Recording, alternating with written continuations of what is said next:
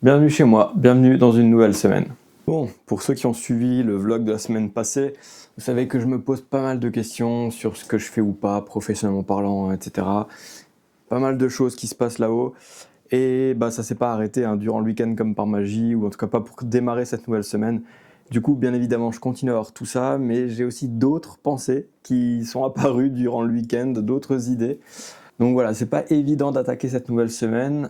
Et parmi tout ce bordel, il y a les deux pensées suivantes qui ont émergé ou qui ont repris de l'importance ce week-end. En fait, il y a un an, pratiquement tout pile, j'ai lancé ma marque Modokit, qui est une marque d'accessoires entièrement personnalisables et spécialisée pour les créatifs comme moi, et également quelques objets qui seront destinés aux gamers. Donc c'est des objets que j'imagine, que je conçois, que je design, que je fabrique entièrement moi-même chez moi via de l'impression 3D. S'ils sont entièrement personnalisables, on peut choisir la couleur de chaque partie de l'objet et je les réalise à la commande.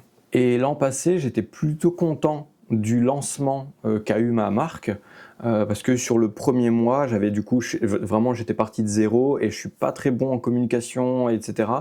Et malgré tout, j'avais réussi à avoir une trentaine de ventes sur les 3 premières semaines, je crois à peu près. Donc j'avais un démarrage que je trouvais plutôt chouette. Mais en fait, ça s'est vite arrêté là. J'ai essayé de continuer un petit peu à maintenir un petit peu le truc, à créer un ou deux produits en plus dans les mois qui ont suivi. Mais ça s'est vite essoufflé, vite arrêté. Pas à cause de mes produits ni rien, mais clairement, je pense à cause de ma communication qui est pas bonne ou qui est pas, en tout cas, assez bonne. Donc j'avais principalement eu les ventes et l'intérêt des gens que j'avais réussi à atteindre par mes premières vidéos. Et parmi ce lot d'environ 300 personnes à peu près, j'ai eu une trentaine de ventes, ce qui est un très très bon ratio entre 300 followers et 30 ventes, c'est un très très bon ratio, 10%. Mais voilà, du coup ça s'était un peu essoufflé et moi j'étais complètement en panne de ok, maintenant j'ai fait des produits, il faut que je communique dessus, mais je peux pas sans arrêt faire un nouveau produit tous les jours et du coup il me faut plein de contenu facilement générable avec un seul produit pour pouvoir tenir entre la création de 2 produits. Sauf que j'ai pas réussi, je savais pas quoi faire. Du coup, je suis en train de repenser à tout ça, à cette manière de créer du contenu, un peu de réutiliser tout le temps un peu le même format, la même vidéo, la même chose, etc. Et que c'est pas grave, mais c'est juste pour faire. Et du coup, je suis en train de me dire que ça vaut peut-être le coup de donner un peu comme une deuxième chance à ma marque Modokit.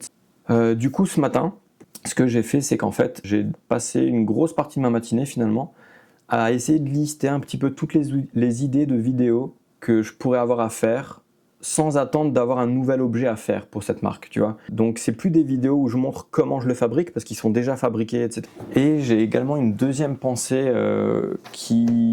que j'avais notée, mise dans un coin depuis longtemps, et ce week-end elle est un peu revenue. Du coup ce matin j'ai un tout petit peu travaillé histoire d'affiner un peu la chose. Qu'une fois j'avais envie de m'amuser à dessiner tranquillement, un petit truc un peu facile à dessiner, un petit truc un peu cool. Je me suis dit, est-ce que ce serait chouette d'avoir un système comme les cartes à collectionner, les cartes Pokémon, Magic, etc., avec des raretés, et vendues en booster pack, histoire que tu saches pas exactement ce que tu vas avoir dans le pack, etc., etc. Vraiment avoir ce côté collection habituel des cartes à collectionner, mais sur des stickers, via la découverte de la chaîne YouTube de SwiftKicks, que vous connaissez peut-être, qui est un Français, qui a un shop d'achat-revente de baskets sur Paris. J'aime beaucoup regarder ses vidéos d'achat-revente et je découvre ce milieu comme ça. Et je me suis dit que c'est un milieu qui s'y prêtait, mais grave, puisque justement, les fans de sneakers ont le côté collectionnite qui vont avec. De base, c'est le principe même du truc. Et donc ce matin, j'en ai juste dessiné une pour voir un peu le style que je pourrais éventuellement faire.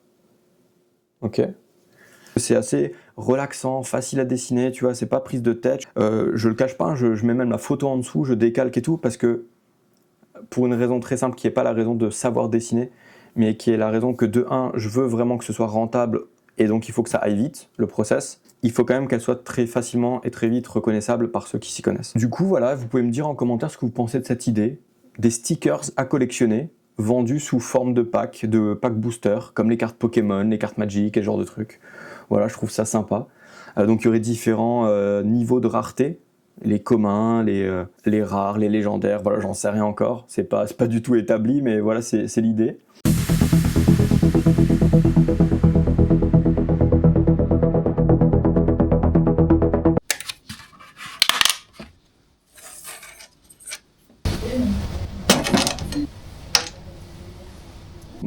petit truc, un petit segment, une petite parenthèse complètement hors sujet dans ma semaine.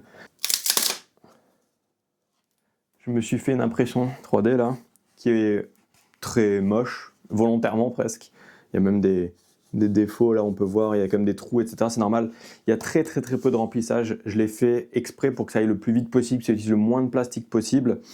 Et donc forcément, les couches du dessus, elles peuvent pas tenir si en dessous, il n'y a absolument rien. Donc c'est pour ça que c'est un peu dégueu. Le truc de pourquoi j'ai imprimé ça et pourquoi j'en parle face caméra, c'est juste parce qu'en fait, moi, je déplore quelque chose qui se passe dans le monde des téléphones de nos jours, c'est la taille.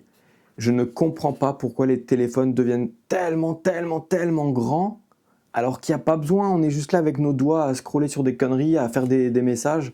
Il n'y a pas besoin d'un truc énorme comme ça, mais en même temps, à part les iPhones qui restent dans des tailles correctes et les nouvelles versions du mien, donc par exemple le Pixel 8a qui m'intéresse beaucoup, notamment parce qu'il est à peine plus grand que mon actuel, mais globalement ça reste le même genre de format. Mais à partir du moment où on sort soit des Pixels, soit des iPhones, en fait, on tombe forcément sur des téléphones gigantesques et ça me rend fou, quoi. En tout cas, une des marques qui m'intéresse, c'est la marque Nothing. Principalement pour le design. Clairement, je le dis tout de suite, moi j'aime bien avoir un objet que je trouve pour moi beau et qui est pas le même que tout le monde, etc. etc. Et leur téléphone remplit exactement ça. D'autant plus que là, ils viennent de sortir leur tout nouveau téléphone, le 3A et le 3A Pro, et qu'ils ont normalement, je ne l'ai pas dans les mains, je ne peux pas vérifier, mais ils ont normalement comblé le gros problème de leur téléphone précédent, à savoir l'appareil photo. Et ça m'intéresse beaucoup parce que j'utilise quand même beaucoup le mien, soit pour prendre des photos, soit pour filmer ce que je fais pour des reels, pour des trucs, etc. Le seul problème, c'est qu'ils font partie de ces téléphones à la mode d'être trop grands. Et c'est cette taille-là, j'ai imprimé exactement la taille, avec même les arrondis et tout. J'ai tout fait pour avoir quasiment le même form factor que le téléphone. Mais là, je l'ai en main, mais c'est immense. En largeur, ça va. Ouais, mais je peux rien faire. En fait, c'est des téléphones, il faut les tenir à deux mains. Il faut forcément faire comme une Game Boy. Bon, c'est aussi à ça que c'est utile l'impression 3D du coup. Bon, alors là, on est le soir un petit peu tard, mais je suis en train de tester un truc que j'avais pas encore testé. J'ai vu une vidéo YouTube d'une créatrice qui expliquait un peu comment elle utilise l'IA qui est dans Notion pour générer du contenu, enfin pour générer des idées de contenu pour ces différents réseaux sociaux de ces différents business, et en quoi c'était plus intéressant que d'utiliser ChatGPT, Claudia, etc. ou n'importe quelle autre IA en fait. Et la grande force de l'IA de Notion, c'est qu'en fait, vu qu'elle est intégrée à Notion, elle a accès à tout ce qu'on a rentré et écrit, à toutes nos bases de données, etc. de Notion. Et du coup, je me suis dit que j'allais tester. J'ai repris exactement le même prompt qu'elle utilise elle, sauf à la place du nom de sa marque à elle, j'ai mis le nom de ma marque Modokit, histoire de voir si ça me permettrait de trouver des nouvelles idées de contenu à faire pour Modokit. Alors je sais pas du tout si la caméra réussira à faire le point et si vous pourrez lire ou pas. Mais en gros voilà, ça c'est la liste que ça m'a généré. Et du coup dans les différents trucs que j'ai sélectionnés, je vais juste vous en lire quelques-uns. J'avais pas pensé à faire un peu du debunk de mythes et d'idées reçues par rapport au fait que c'est des objets imprimés en 3D, en tout cas une partie. J'avais pas pensé à faire du contenu par rapport à la joie qui est procurée par le fait de customiser, de fabriquer, d'assembler son objet soi-même. Il y a par exemple une idée qui à elle seule me fait penser qu'il faudrait que je change quelque chose sur mon site de vente, qui est ok, qu'est-ce qui se passe? J'ai pas envie de m'embêter en fait à faire de la customisation de couleurs, je veux juste l'objet parce que j'en ai besoin pour les fonctions qu'il remplit. En fait, je me dis que pour ce genre de personnes qui n'ont pas forcément envie de s'embêter à customiser, moi j'adore ça et c'est pour ça que j'ai créé Modokit, certes, mais c'est aussi des objets intéressants à utiliser de base, même s'ils sont tout blancs ou tout noirs, tu vois. Mais du coup, ça peut valoir le coup de se dire qu'il faudrait peut-être que je crée moi-même 2, 3, 4 presets de couleurs, de customisation, et où du coup en fait tu peux directement choisir des presets, ou alors tu vas vraiment le customiser. Et ça me fait totalement écho avec un truc que j'ai vu sur le site de Nike hier, quand je regardais pour dessiner là, les sneakers. En fait tu les vois d'abord avec que des presets de couleurs, c'est les mêmes modèles, mais il y a différents coloris qui existent, Et en plus, tu as le bouton personnalisé. Et là, alors, tu rentres dans le configurateur qui te permet de faire ce que tu veux. Mais c'est pas mal du tout comme idée d'avoir d'abord des presets. Comme ça, tu te fais un truc et les gens qui veulent pas s'embêter, ils choisissent un preset et basta. Je pense que ça peut aider à la conversion de vente, tu vois. En tout cas, voilà, bonne petite découverte du soir, mais là, je fatigue, je vais arrêter. Bon, malgré le fait que j'ai parlé de pas mal de projets déjà en début de ce vlog, je continue à être pas mal perdu dans ce sur quoi je dois travailler ou ce sur quoi il serait bon que je travaille. Du coup, je vais prendre 5 minutes pour me poser. Je vais peut-être même écrire, noter tout ce à quoi je pense, tous les différents projets sur lesquels il faudrait que je travaille à terme, pas forcément tout de suite. Et je vais essayer du coup de leur classer un peu comme un ordre de priorité, histoire ensuite de pouvoir avancer sur ce qu'il faut, quoi. Bon, alors, j'ai de loin, bien évidemment, pas répertorié encore tous les incubateurs que je trouve. Hein. Un des incubateurs créés par la Banque du Crédit Agricole. Bon, en fait, je me suis rendu compte qu'ils en avaient plein. Et du coup, j'ai récupéré les informations de contact de tous les incubateurs créés par la Banque du Crédit Agricole. Et il y en a beaucoup. Et du coup, je me suis arrêté à ça, en fait, parce que vraiment, j'en ai pas mal. Donc voilà, je vais me lister tout ça, et puis après, on envoie le mail. Bon, on est vendredi matin, c'est la fin de semaine, la pâte à pizza est prête, elle est en train de monter, donc ça c'est bon, le principal est fait. J'ai passé une semaine dans laquelle du coup j'ai beaucoup parlé face caméra pour pas forcément avancer concrètement sur des projets. J'ai fait pas mal d'administratifs avec tous les histoires des incubateurs que j'ai récoltés et puis ensuite que j'ai envoyé les mails, etc. Ce week-end, c'est l'anniversaire de ma femme, j'ai déjà son cadeau, etc. Mais je me suis dit que tiens, je pourrais peut-être continuer la petite tradition des boucles d'oreilles custom et lui faire du coup une nouvelle paire en plus.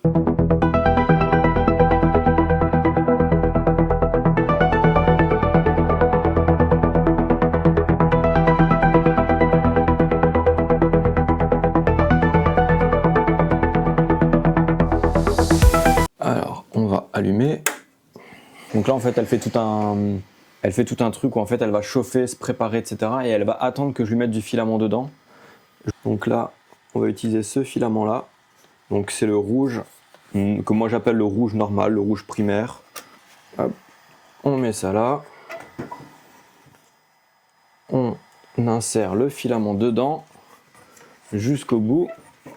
Là l'imprimante elle est en train d'attendre justement, il y a un détecteur à cet endroit là et hop, là elle a capté que j'ai mis le filament et du coup elle va commencer à en faire sortir et il faut juste que je vérifie si ça commence effectivement bien à sortir. Là je vois que l'ancien filament sort, donc je lui dis que c'est bon.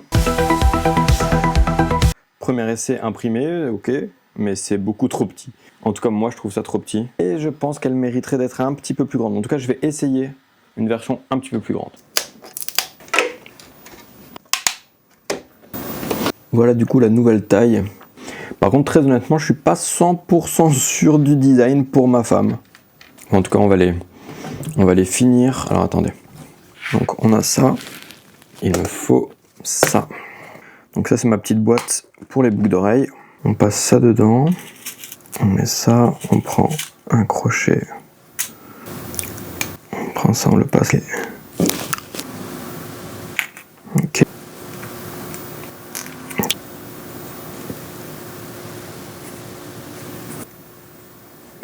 Hop. Voilà le résultat. Ah, ça bouge trop. Calme. Voilà le résultat. Je trouve ça plutôt cool. Ça fonctionne bien, ça représente bien l'idée que j'avais. Après, très honnêtement, à voir comment ça lui va. Ça pourrait aller, mais elle n'a pas l'habitude d'avoir des trucs si pointus. Donc on verra. Au pire, c'est pas grave, j'en ferai plein d'autres. Voilà, et c'est sur cette petite création un peu facile et rapide que s'achève du coup cette semaine. Je vais arrêter, ça va bientôt être l'heure pour moi, et puis cet après-midi ça va être consacré à commencer à éditer le vlog que vous êtes en train de regarder, parce que sinon je vais pas avoir le temps. Je vais peut-être essayer, je dis bien essayer, de ne pas choisir quoi pousser.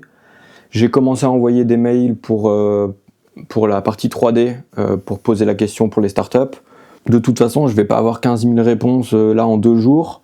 Donc il va de toute façon falloir que j'occupe le temps d'attente, on va dire. Donc je vais bosser sur d'autres choses. Je vais bosser sur le projet avec Quentin la semaine prochaine, ça c'est quasiment sûr. Il faut vraiment que j'avance dessus. Et puis après, je pense que je vais tranquillement bosser soit pour des projets de création, impression 3D, etc. pour moi, soit directement faire un petit peu de sign painting ou de calligraphie, un truc comme ça. Mais juste en mode, histoire de faire quelque chose, histoire de pas rester devant l'ordi à rien faire, quoi. Voilà, sans pression, juste faire en attendant que ça vienne. Voilà, on va essayer de faire ça comme ça. Et puis moi, j'espère que ça va lui plaire. Allez, du coup, c'est fini. Je vous dis à la semaine prochaine. Ciao tout le monde.